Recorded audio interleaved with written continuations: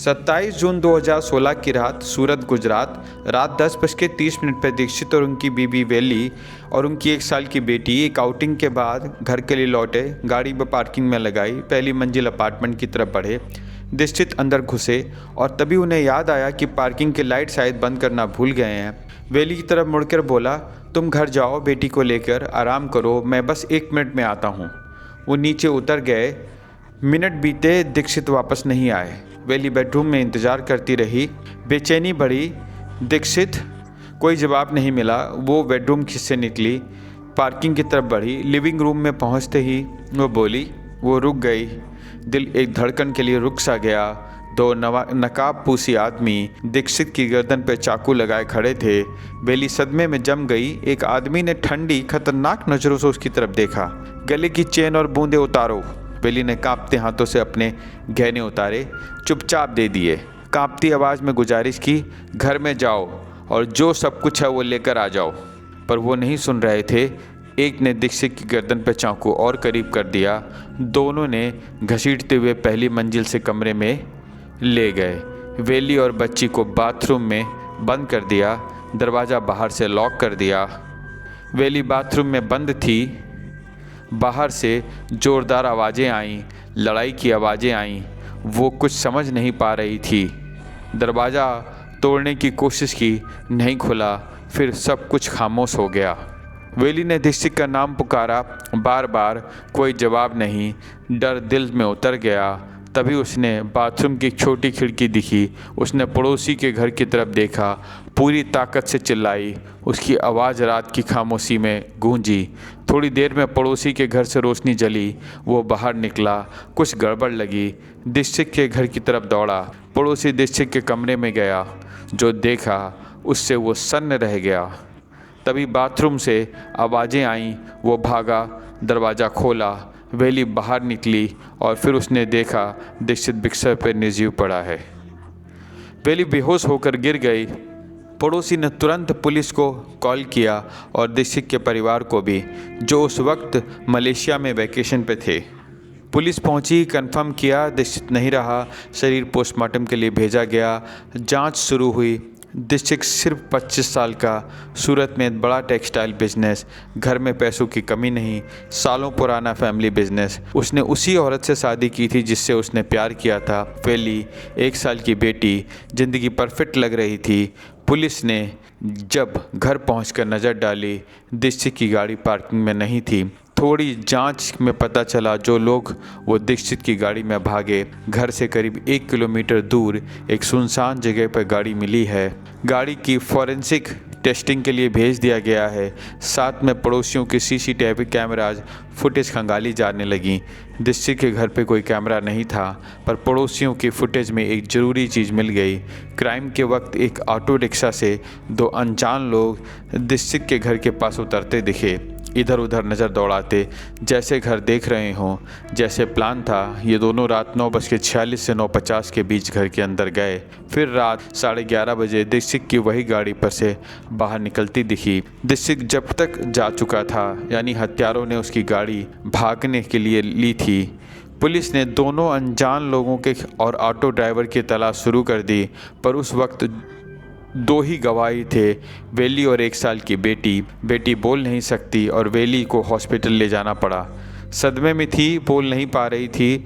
Police ने इंतज़ार किया। दीक्षित की अंतिम संस्कार की रस्में पूरी होने के बाद वेली की हालत थोड़ी ठीक हुई। पुलिस ने पूछताछ शुरू करी। वेली ने बताया कि जो मैंने पहले बताया। जब जांच आगे बढ़ी और कुछ अजीब बातें सामने आईं, हत्यारों ने वेली के गहने लिए, पर दीक्षित की गोल्ड चेन और उसकी घड़ी, बाकी कीमती सामान सब वहीं था। कुछ नहीं लिया। दीक्षित की गाड़ी जो इस्तेमाल हुई वो भी एक सुनसान जगह पर छोड़ दी गई थी। जो गहने, उनकी कुल कीमत 60,000 रुपये। पुलिस सोचने लगी, 60,000 रुपये के लिए हत्या, यह तो बहुत छोटी सी बात थी। क्या यह रॉबरी असल में एक कवर अप था? पर यह एक सवाल था, अगर हत्यारों का असली मकसद दीक्षित को मारना था तो वो पार्किंग में ही मार सकते थे। वहाँ कोई नहीं था, आराम से भाग सकते थे, फिर घर के अंदर क्यों गए?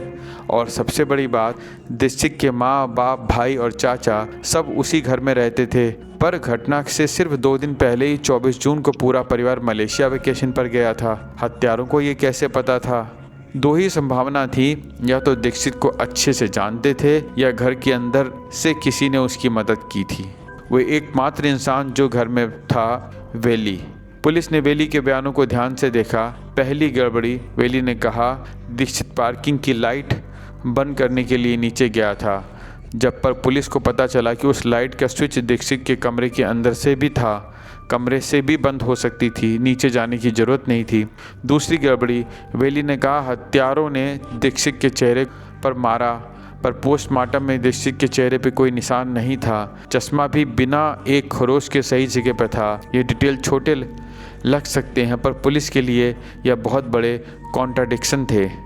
वेली, जो 2 दिन से बेकाबू हो रही थी, अब पुलिस स्टेशन में बैठी थी।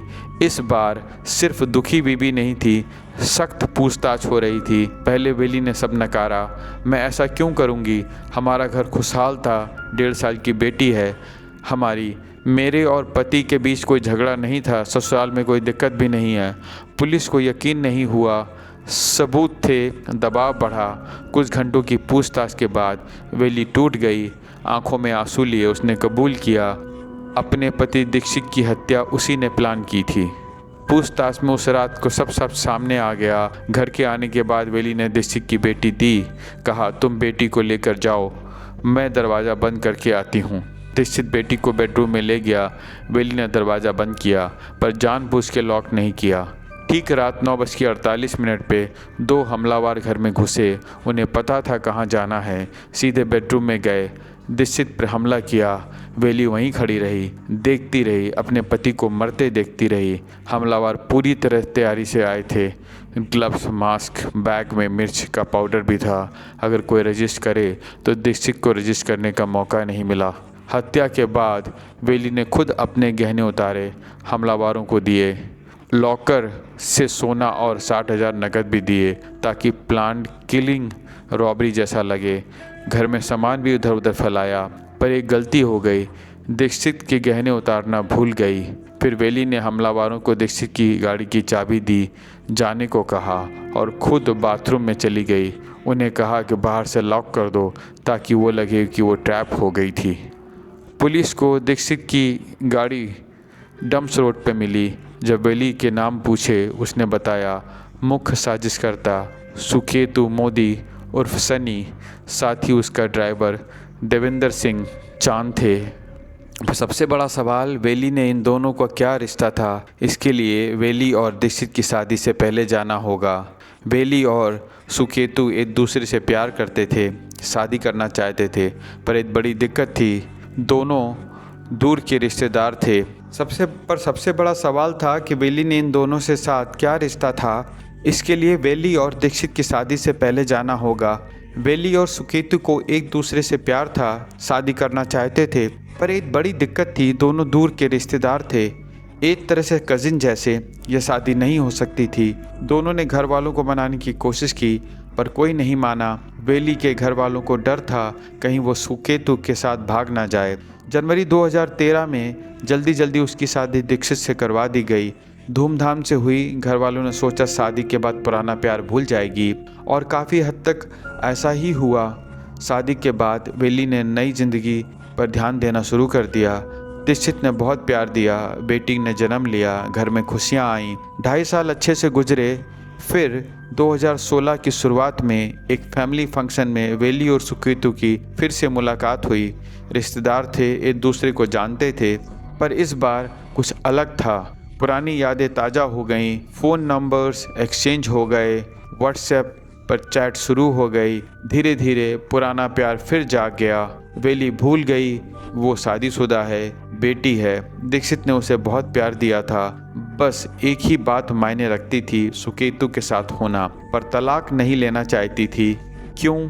तलाक के बदनामी होती है और दीक्षित की प्रॉपर्टी का हक छूट जाता है तो उसने एक खतरनाक रास्ता चुना। दीक्षित को रास्ते से हटा दो, उसकी दौलत भी मिल जाएगी और सुकेतु भी। सुकेतु राजी हो गया। पहले सोचा किसी को हायर करेंगे, पर पकड़े जाने का डर था। सुकेतु ने खुद करने का फैसला किया, पर मदद चाहिए थी। उसने अपने ड्राइवर देवेंद्र सिंह चांद को शामिल किया। हत्या से 2 दिन पहले दोनों ने दीक्षित के घर के आसपास का इलाका पूरा देखा। घर हमेशा भरा भरा था, रिश्तेदार आते जाते थे, मौका नहीं मिल रहा था। फिर 24 जून को दीक्षित का पूरा परिवार मलेशिया चला गया था। संयोग से बाकी रिश्तेदार भी उन दिनों बाहर गए हुए थे। 27 जून सुकेतु और देवेंद्र को यही परफेक्ट मौका लगा। उसी पूरी रात वेली ने सुकेतु को हर अपडेट देती रही और दीक्षित, जिसे वेली के पास के बारे में कुछ नहीं पता था, उस रात बेरहमी से मारा गया। हत्या के बाद पुलिस को अहम सबूत मिले। एक नियर बाय होटल की सीसीटीवी फुटेज जिसमें सुकेतु और वेली साथ में दिखे। दोनों के बीच व्हाट्सएप मैसेजेस मिले। देवेंद्र के पास मिले ग्लव, कपड़े और मास्क। इन सब के आधार पर वेली, सुकेतु और देवेंद्र पर केस दर्ज हुआ। ट्रायल शुरू हुआ। 100 से ज़्यादा गवाह आए। ज़्यादातर गवाह कोर्ट में पलट गए। जिस ऑटो ड्राइवर ने सुकेतु और देवेंद्र को दीक्षित के घर के पास छोड़ा था, वो भी सिर्फ पुलिस और पोस्टमार्टम करने वाले डॉक्टर ने अपना बयान नहीं बदला।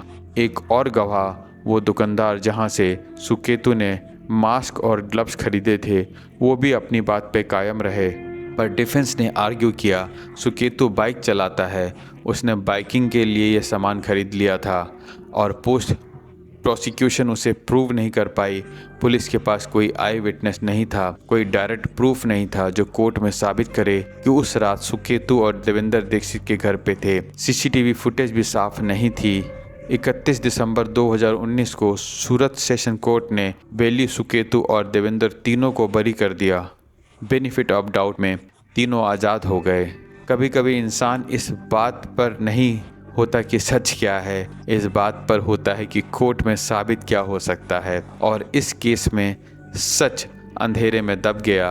दीक्षित, जो सिर्फ पार्किंग की लाइट बंद करने के लिए नीचे गया था, जिसे अपनी बीबी के पास्ट के बारे में कुछ नहीं पता था, जिसकी ज़िंदगी उसी की बीबी की नज़र में एक रुकावट थी, उसे इंसाफ नहीं मिला। क्राइम की दुनिया नंबर 1 फिर मिलेंगे अगले केस में साक्ष्यों के साथ में।